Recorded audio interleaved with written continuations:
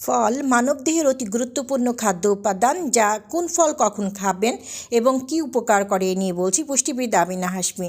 প্রতিদিন একটি করে আপেল খাবেন, আপনার রোগমুক্ত থাকবেন। এবং নাশপাতি, যা আপনার ক্যান্সার প্রতিরোধ করবে।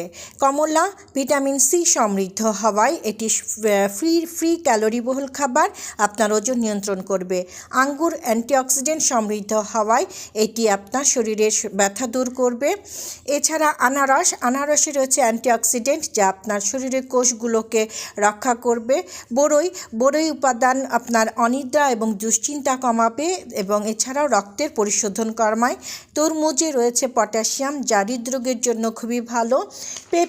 পেঁপেতে আপনার পেটের সমস্যা ভালো রাখে। ত্বক ভালো রাখতে পেঁপের কোনো জুড়ি নেই। পেয়ারা হচ্ছে ফলের মধ্যে প্রোটিনের সবচেয়ে ভালো উৎস। এইসব কারণে আমরা প্রতিদিন একটি করে হলেও ফল গ্রহণ করব। আজ এ পর্যন্তই। আল্লাহ হাফেজ।